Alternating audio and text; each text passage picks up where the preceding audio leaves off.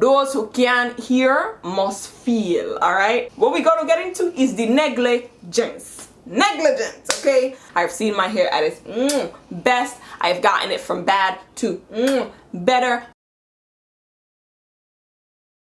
Hello, everybody. Welcome back to our channel. I am JC. If you are new here, from JustLostJC here, oh, whatever. Okay, it has been a second, it has been a while since I have filmed, or that's what it feels like, not what it feel like. So I am happy to be back. Thank you for allowing me the space and the grace, okay, to get it together. We're still not 100% there, but we're getting it together. Amen? Amen. You already see the title of this video. The hair was looking crinkum, crankum, okay?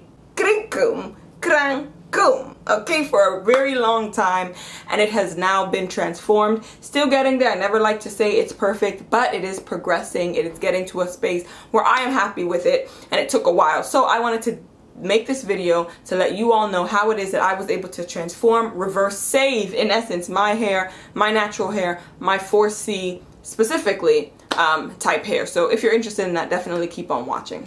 I have had 2 setbacks. So the latest setback, it took me approximately 9 months, I would like to say, to reverse majority of the damage. Of course, still trimming the ends, still getting rid of the sparser ends, but majority of everything was reversed in 9 months, and I feel just so proud of that, because guess what? A human could be made in 9 months, okay? And we did some things. Okay, so I'm proud of that. But anyway, in the past, some of my reversing of my hair damage has taken a bit longer. Either way, I've learned some tips and tricks along the way, so I just wanted to share. First things first, you need to identify the problem, identify what it is that is causing your hair to break off. So in essence, we're trying to save, we're trying to recuperate. Just like when you go to a hospital, if something's happening to someone, a person, and they're pushed into the ER room or whatever, the operating room, the doctors don't just say, okay, let's save this person's life. You have to try and figure out what the issue is to save them. I mean, you do the basics that you can do, like the things you know you should do, like check their oxygen levels, all that kind of stuff. But in essence, if you really, really, really want to save them, you have to get to the root of the problem and figure out what the issue is. So for me, personally, I divide it into 2 types of issues. So there's internal issues and then there's negligence. So internal issues, pretty much self-explanatory, issues that are going on within the body, whether that's hormones, whether that's imbalances somewhere, whether that's some kind of food or vitamin deficiencies that can cause hair loss due to internal factors, due to your body telling you that you're lacking something and that you need to get on top of it, sis. You need to get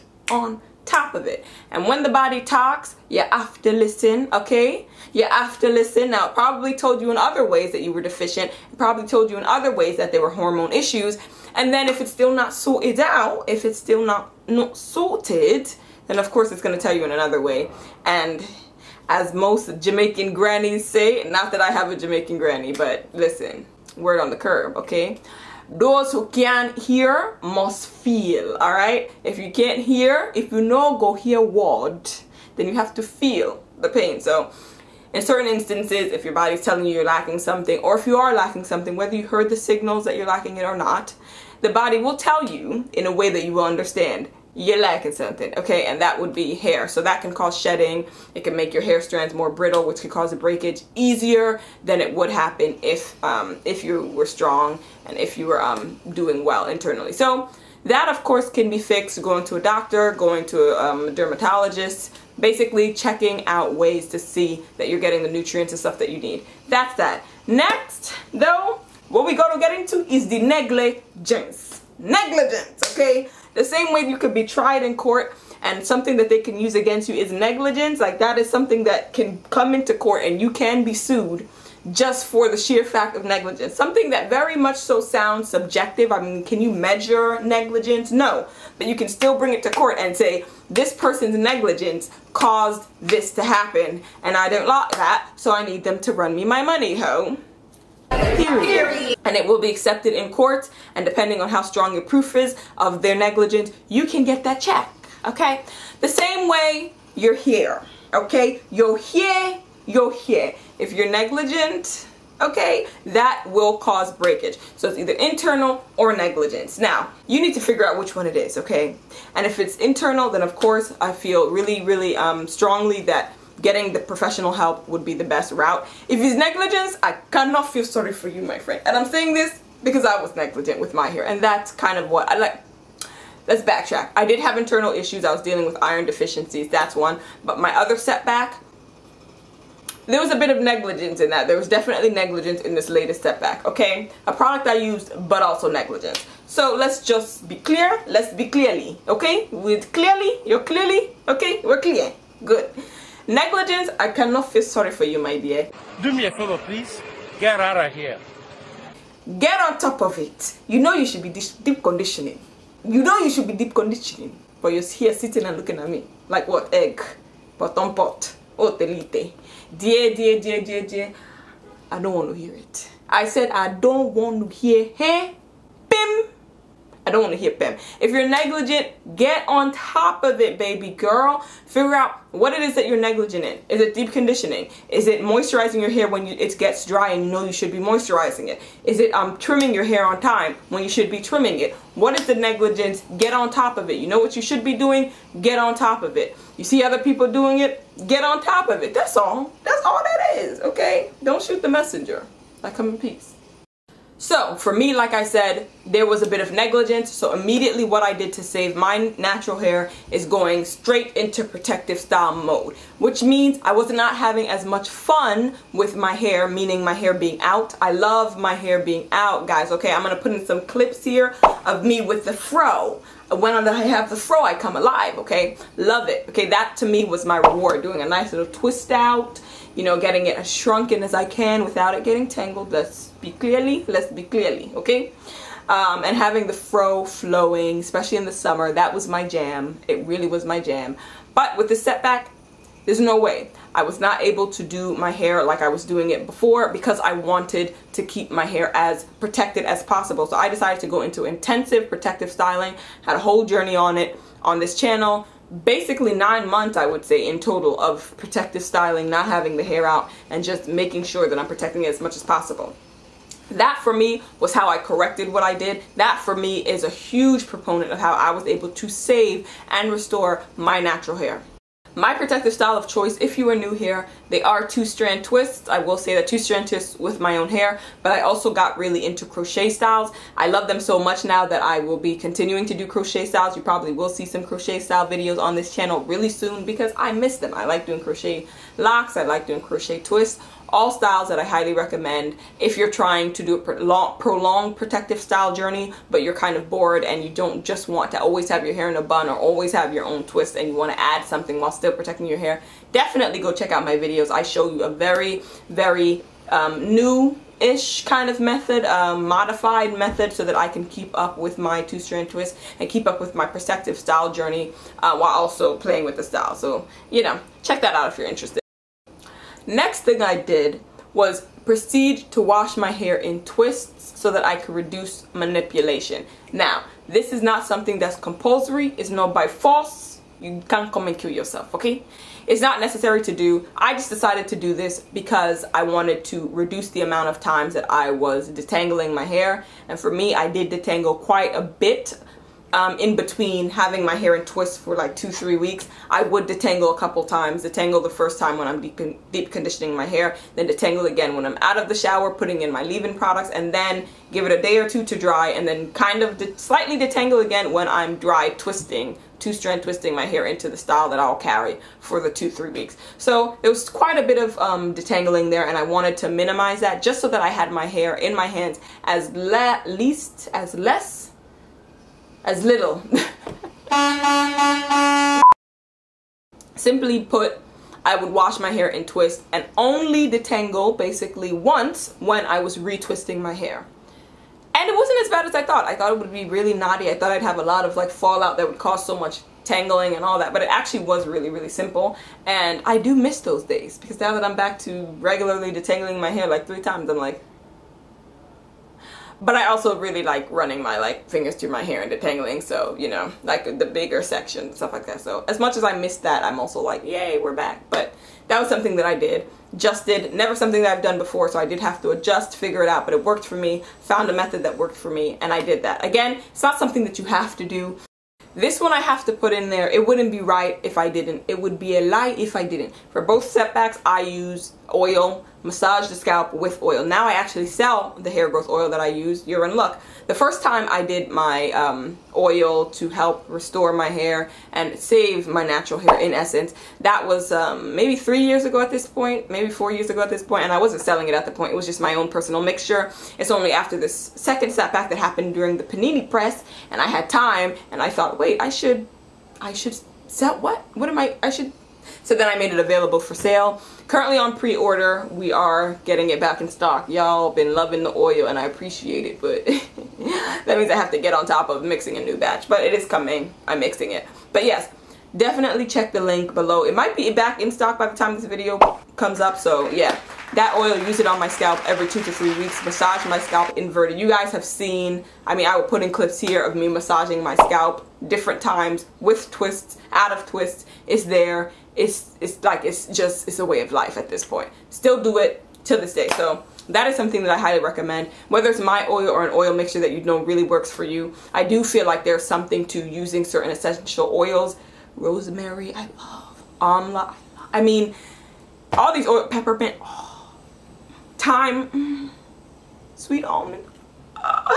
Listen.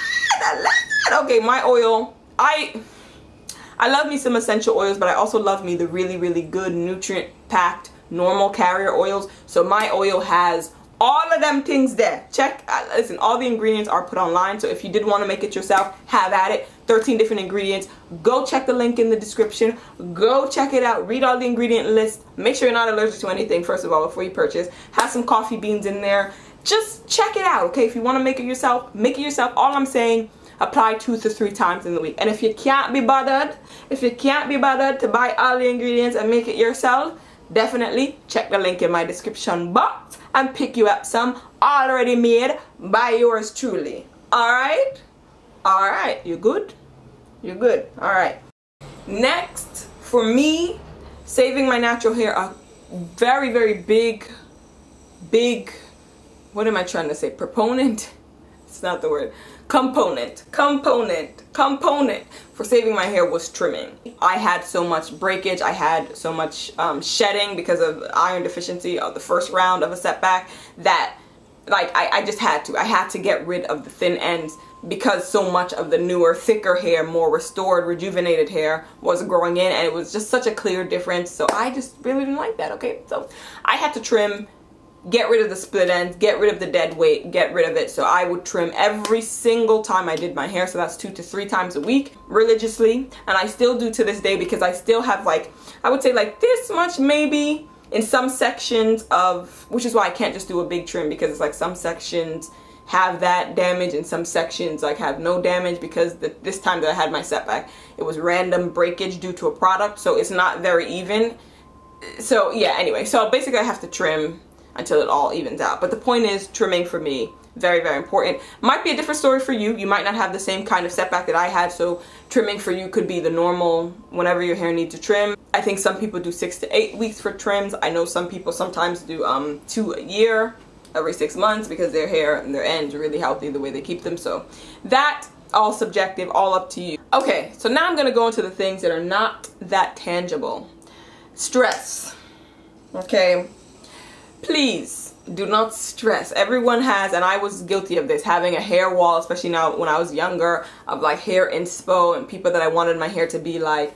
My hair, to this day, as great as it has gotten and as bad as it has gotten in certain respects because of certain setbacks or certain things, has never ever ever been like any of the people on my hair inspiration wall. And that is a fact, okay? And I feel like I have a very good handle of my hair at this point in my life, and this point in my hair journey. I have a good handle of what works for my hair. I have seen my hair at its best. I have gotten it from bad to better. Okay, I have seen it all, and it still does not look like anyone on my wall. Now that does not mean that I don't follow the natural hair pages because I love me a bit of them. That does not mean that I don't follow the natural hair bloggers and influencers that I love their hair, but it's a different kind of thing. I don't stress over the fact that my hair isn't the length of theirs, the thickness of theirs, the whatever of theirs. I mean, it's just not gonna be the same, okay? And stressing over someone else's hair is, guess what?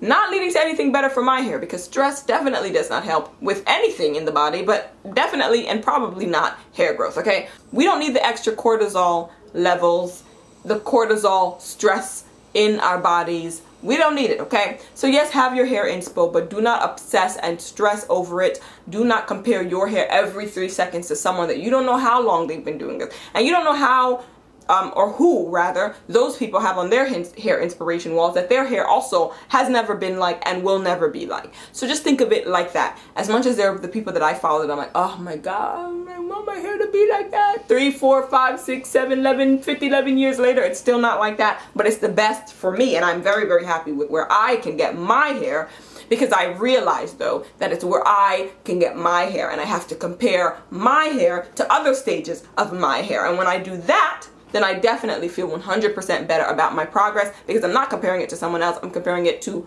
my past hair experiences. So next, everyone says this, patience, patience, patience is key. It's gonna take time. I was able to transform my hair in 9 months, which 9 months, like I said in the beginning, can make a child, okay? 9 months is what it takes to form a human baby child. That is a long time. When you actually think about it, it is a long time. And I'm sure people that have been pregnant will say it is a long time. Because whenever I've seen pregnant people talk about it's 8 months, 9 months, I just want this baby out of me. It's been so long. It is a long time, okay? And during my hair journey, it felt like a long time. And again, mind you, after the 9 months, it definitely wasn't perfect, okay? We still had the ends. There's still a ways to go to get it back to where I would like it to be. Pero it was still a long time. So just have patience with yourself, have patience with your progress, have patience with the journey, enjoy the journey as it goes. I mean, I had stints in the beginning, the first 3 months, I was like, I can't deal with this mentally or physically. I'm exaggerating, it was fine. But you know what I mean? I just had moments of being like, oh my God, this is so boring. I miss the twist outs. Like, what is the reward of taking care of my hair if I'm not able to do it, like twist outs or have it out, and you know, the fro basically. That was the reward for me taking care of my hair, is when I was able to do a fro every 2 to 3 weeks. That's the reward for me, okay?